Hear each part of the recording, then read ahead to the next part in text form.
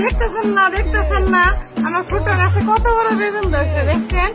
আচ্ছা, এই বেগুন দিয়ে কিন্তু অনেক কিছু করা যায়। আচ্ছা, যেমন তরকারি রান্না করা যায়, বেগুনের ভর্তা বানানো যায়, বেগুনি বানানো যায়, আর অনেক কিছু করা যায়। বেগুন দিয়ে যে কত কি করা যায় সেটা যদি আপু না বলতো তাহলে ভাই জানতামই না। বাবারে বাবা, কত কিছু করা যায়, তাই না?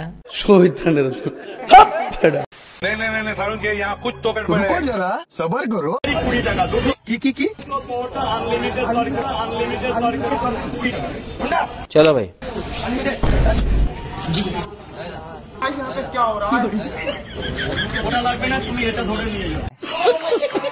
कैसे कैसे लोग रहते हैं यार यहाँ पर। कहाँ से आते हैं?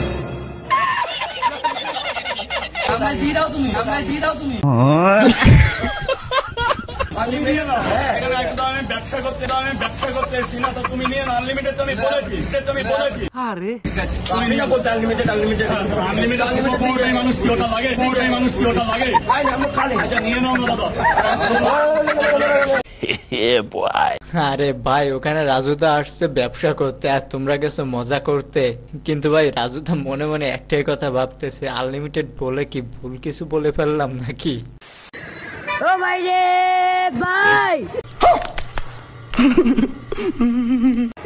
ও প্যানেল মে আর ঘুষাইছে, মামুন ভাইয়ে লাচাইছে। ও ভাই রে ভাই, গাইস সবাই ভাইটার জন্য দোয়া করবেন। মানে আমি ভাই ভয়ে আছি ওর বউরে দেখে।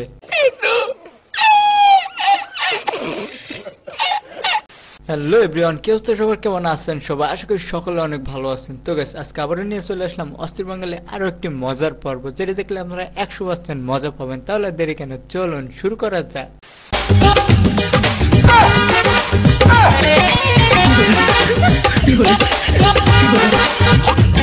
মুরব্বি মুরব্বি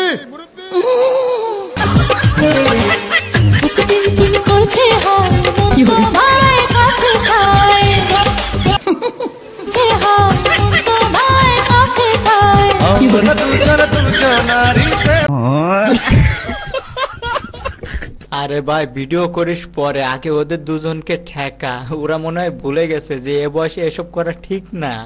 আপু, তোমার লিপস সার্জারি করার পরে তোমার ফিলিংস কি? আমার লিপস সার্জারি করার পর আমার ফিলিংস অনেক ভালো।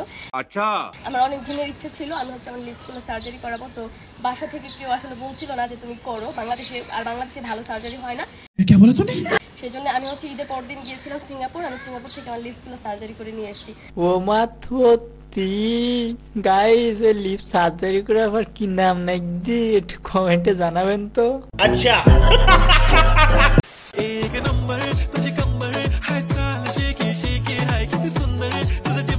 গাইস এটা কি আবার লাইলার নতুন কোচি বয়ফ্রেন্ড নাকি? মিষ্টি কথা ও সুন্দর চেহারার আড়ালে ভয়ঙ্কর প্রেমের ফাঁদ।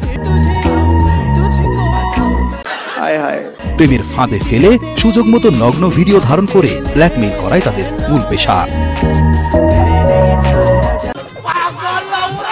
তাদের চক্রে কেউ সাজে পুলিশ, কেউ সাংবাদিক, কখনো ফেসবুক বা মোবাইলে মিষ্টি কথায় ভুলিয়ে প্রেমের ফাঁদে ফেলে লাখ লাখ টাকা হাতিয়ে নেয় চক্রটি। কিরে বন্ধু সাবধান, এখন থেকে ফেসবুকে প্রেম করিস আর যাই করিস না কেন, খবরদার রাতে বেলা খোলাখুলি দরকার নাই, তা না হলে কিন্তু এদের ফাঁদে পড়ে তোমার জীবন একেবারে তামা তামা হয়ে যাবে। এই তুমি আর তোমার বাবা মা শ্বশুর মশাই সব করে ছায়া ছায়া দেখো, দেখতেছো না? একদিন দুই দিন বৃষ্টি হলে উঠানের কি অবস্থা, একটা মানুষ এখানে হাঁটতে পারে? সারাদিন আমি আজকেও পরে গেছি, ধুপ ধুপ করে পড়ে যাচ্ছে, এগুলো ঠিক করবা না? আচ্ছা, তাকায় তাকায় দেখো সুন্দর করে, একটু হাঁটা যাচ্ছে না। এটা কি মানুষের বাড়ির উঠান বলে? এটাই তো মানুষের মানে পিছনের জায়গা এরকম থাকে না, এরকম নোংরা থাকে না। এইটা কোনো কথা? মানে এত পরিমাণ পিছলা হয়েছে, মানে এখানে হাঁটা পর্যন্ত যাচ্ছে না। একবার আমি পড়েও গেছি। আরে তুই পড়স না কেন, তুই পড়ে নিজেও হালকা হ, আমাদেরও হালকা কর। মানে তোর ভিডিও দেখতে দেখতে আমাদের জীবন শেষ হয়ে যাচ্ছে। আরে বোন, তোর পেট হয়েছে, তুই থাকবি ঘরে, তা না করে তুই পিছলার মধ্যে বাইরে কি তোর? হ্যাঁ, এই অবস্থা কেউ বাইরে আসে? মানে নাটক, এদের নাটক দেখতে দেখতে ভাই জীবন একেবারে শেষ হয়ে যাচ্ছে। যতই ঝড় বৃষ্টি আসুক আর তুফান আসুক, আমার কাঁঠাল খাওয়া কেউ ঠেকাতে পারবে না। না তা কেন পারবে, তুমি তো ইয়েই পড়িস একেবারে। মানে দেখছেন গাইস, আবার সেই বৃষ্টি বদলের ভিতরেও বাইরে আসছে। মানে কি বলবো, যাই হোক। কিরে ডাব কেমন? সেই কত সুন্দর, কত সুন্দর ডাব। এই পড়ে গেছে না,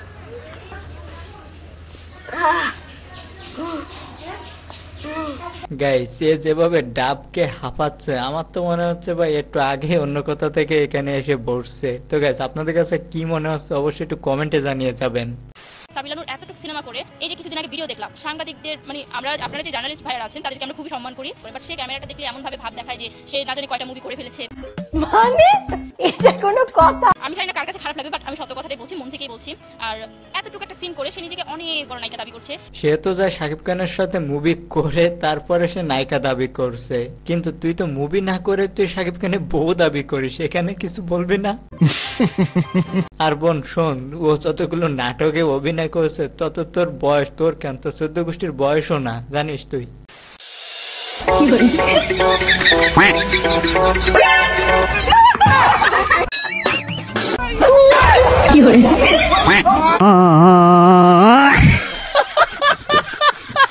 আচ্ছা আমরা তো জানি যে মেয়েদের একটু ভয়টা বেশি, বাট এখানে আমারই কিছু হয় না যে লাভ দিয়ে কোলে উঠতে হবে, মানে সুযোগ পেলে সুযোগে সদ্ব্যবহার করতে হবে নাকি? হ্যালো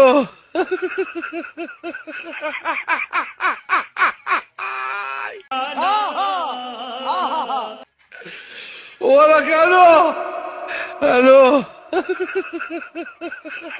গাইস একেই বলে একের ভিতর সব। এক্সকিউজ মি ভাবি, এগুলো কি পড়ছেন আপনি ভাবি? এগুলো কি সব দেখা যাচ্ছে, এগুলো কেন করতে হবে? আমারও তো সেই একই প্রশ্ন। ভাবির এগুলো কেন পড়ে? কেন পড়ে ভাবির এগুলো? না না এগুলো কেন পড়ে বলেন? ভাবির এগুলো কেন পড়ে? কি ভাইয়াদেরকে পাগল করার জন্য? আরে ভাবি ভাবি করছে কেন? ও তো নিজেই ভাই নাকি, ওর নিচে কিছু নাই?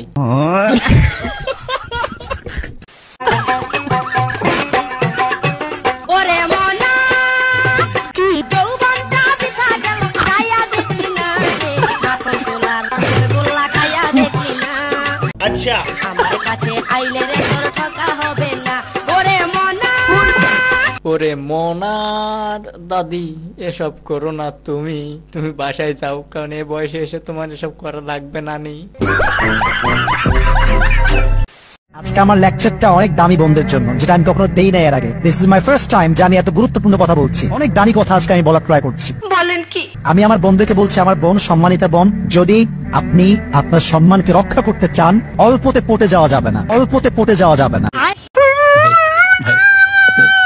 আরে হুজুর আমি আপনাকে আসলে পছন্দ করতাম আর এখনো পছন্দ করি, কিন্তু এটা আপনি কি বললেন? মানে বোনদেরকে এভাবে কেন উৎসাহ দিতে হবে? আমরা এতদিন ধরে এত চেষ্টা করছি মেয়ে পটানোর জন্য, কিন্তু ভাই একটাও মেয়ে পটাতে পারছি না। আর হুজুর যেটা বলছে ভাই কোনো মেয়ে আর পড়বে না। এইটা কোনো কথা? এই গানটা আমার জামাইয়ের জন্য। না অনেক হাসা হয়েছে, এবার কি গাইতে চাইছো সেটা গাও। যতন কইরা রাখছি তোরে হৃদয় মাঝে লুকাইয়া, হায় হায়, যতন কইরা রাখছি তোরে হৃদয় মাঝে লুকাইয়া, इतना सुकून আমি সারা কেউ পাইতো না লুকাইয়া, আমি সারা কেউ পাইতো না লুকাইয়া।